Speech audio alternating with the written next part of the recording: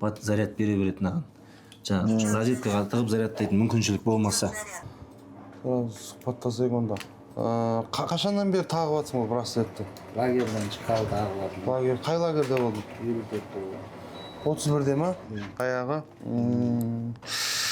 Жалпы қандай не бойынша, бап бойынша? Не алды?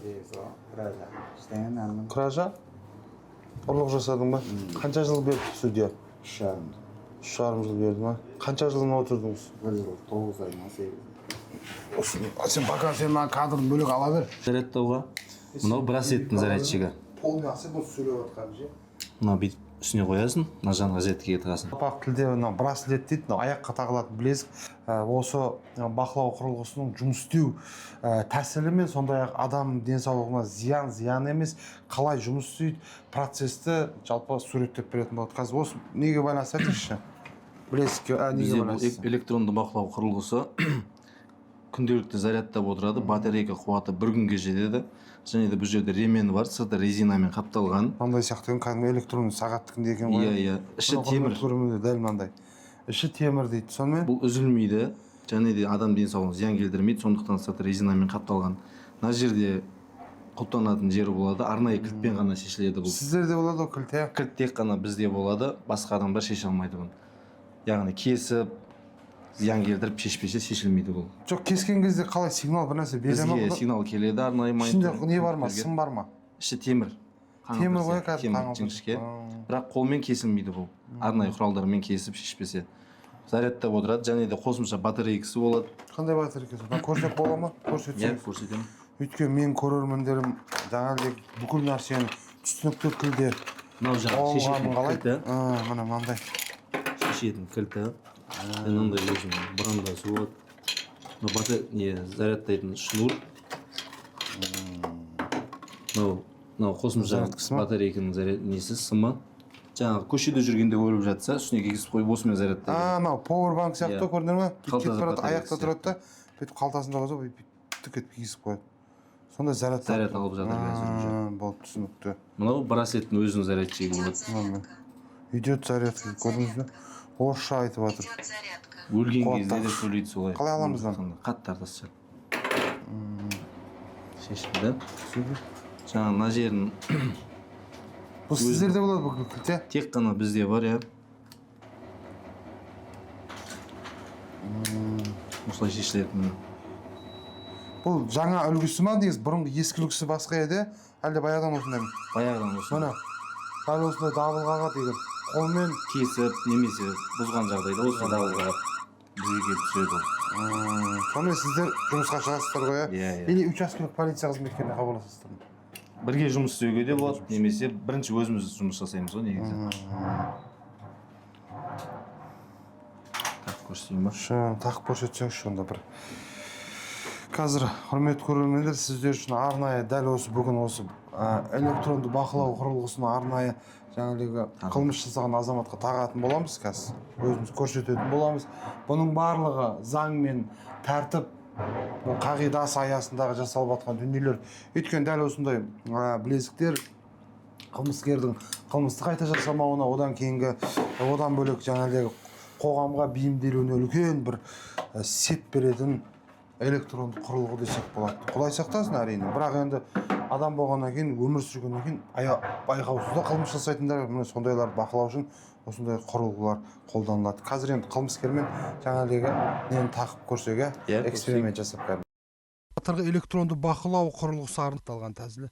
Қазірдің өзінде қалада 70-ге жуық адамның аяғына осындай құрылғы тағылған. Келесі кейіпкеріміз алаяқтық бойынша сотталған Фурғат мырза. Бұл кісі 3 жылға сот бас бостандығын шектеген, алайда бұл күндері пробациялық есепте тұрған азаматқа арнайы аяғына білезік тағылған. Менің өкінішімді және қылмысқа қайта бармайтыныма сенім білдіріп, 3 жылға бас бостандығынан шектеу жазасын тағайындады. Не істеп едіңіз негізі? Менде услуга, яғни компаниямның клиенттері арызданған болатын. Клиенттеріме қатысты не істедіңіз сонда? Шетелге виза құжаттарын рәсімдеумен айналысады. Кореяға ма?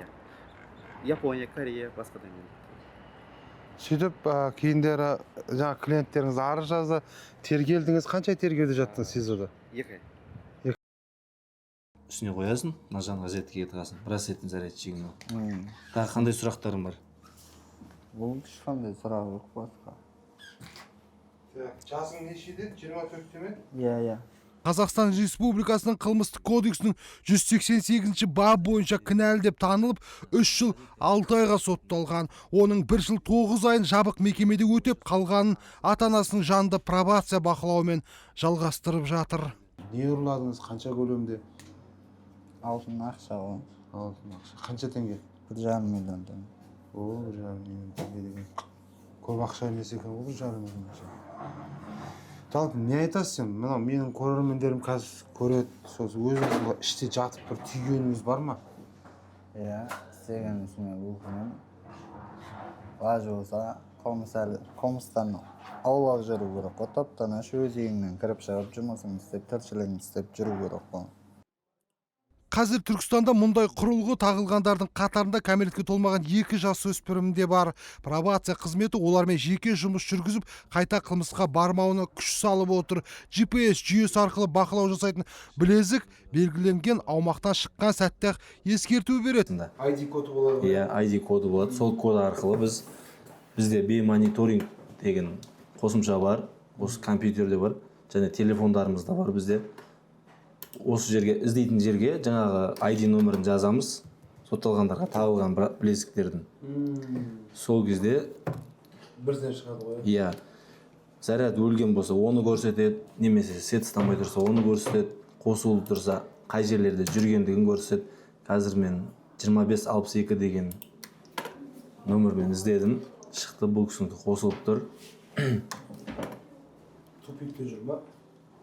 Қай жерде жүреді? Түркістан қаласында жүр, Төреқұл деген көшеде жүр. Нөмір 6 тупик. Қуатына дейін, бүкіліне дейін бәрі дайын тұрады екен ғой. Иә, осы жерден көрсетеді барлығын. Кейбір жерлерде жаңа сет ұстамай қалатын жер болады, ол кезде де көрсетеді. Осы компьютерде бар, және біздің телефондарымызда бар, бұл сотталғандардың браслетін көретін қосымша. Тағы қандай нелер бар, мүмкіншіліктер бар? Сет, мысалы, осы мекемеде андай интернет желісі болмаған жағдайда бұл өшіп қала ма сонда? Бұл бізде интернет болғанда кабельный интернет арқылы істейді бұл. Ешқандай жаңағыдай сет неге байланысты емес. Кабельный интернетпен істейді.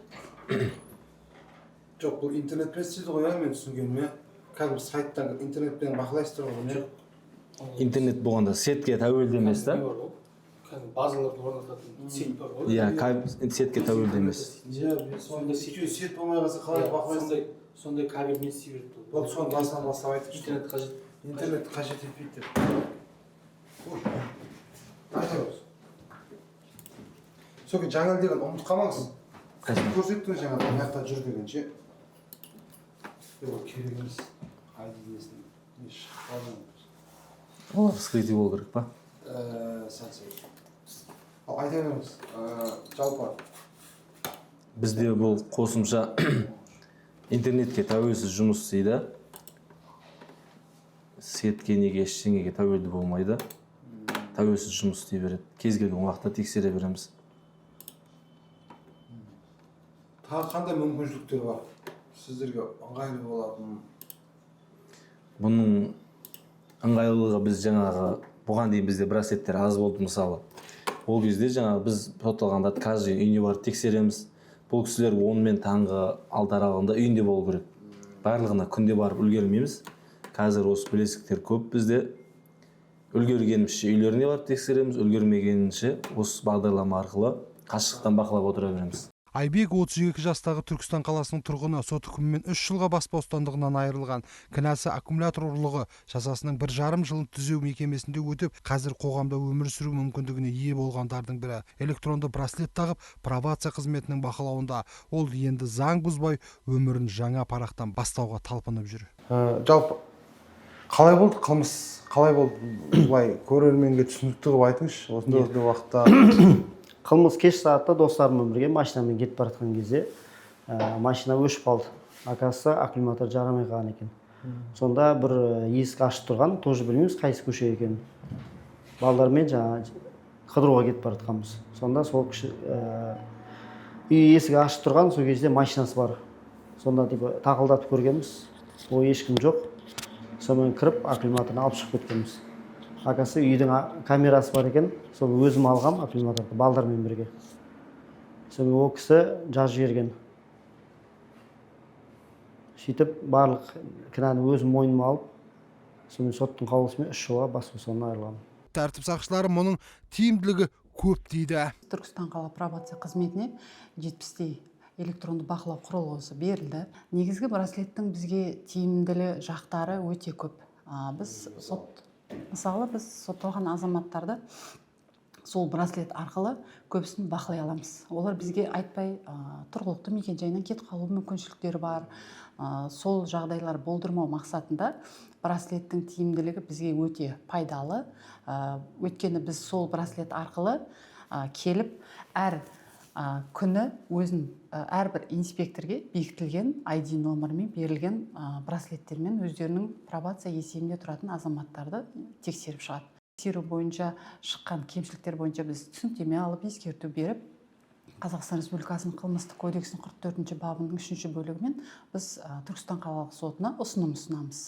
Бас бостан шектеу жазасын бас бостандығынан айыру жазасына ауыстыру бойынша. Дәл сондай жағдаймен енді барлығы бірдей браслетті тағып жүреді деп те айта алмаймын, өйткені арасында кесіп тастаған оқиғалар да болады бізде. Кесіп тастаған жағдайларда біз ол бойынша осы жақында біз осы 2025 жылдың шілде айында бір сотталған азаматты осы бойынша Түркістан қалалық сотына ұсынып, бас бостандығынан шектеу жазасын, бас бостандығынан айыру жазасына ұсындық. Және де ол өкіметке келтірілген, мемлекетке келтірілген залалды өндіру мақсатында қазіргі таңда соттың қарауында, материал соттың қарауында. Оның үйіндегілер жан ұясы келтірілген залалды өндіріп беруге міндетті. Қазіргі таңда. Ішіп алып сонда істеген бе жоқ? Иә, ішіп алып, кесіп тастау салдары болады, әртүрлі жағдайларда болады. Сол жағдайларды болдырмау мақсатында біз әрбір инспекторге өзінің пробация есебінде тұратын азаматтарды нақты бақылау үшін инспекторлар тағайындалады. Бақылап отырады. Не бақылап, өздерін. Бүгінде Түркістан қалалық пробация қызметінің есебінде 290 азамат бар. Олардың ішінде бас бостандығынан шектеу жазасына тартылғандар да, қоғамдық жұмысқа жіберілгендер де бар. Мамандардың айтуынша пробация бұл тек қадағалау емес, адамдарға қателігін түзеп қоғамға қайта оралуға берілген екінші мүмкіндік.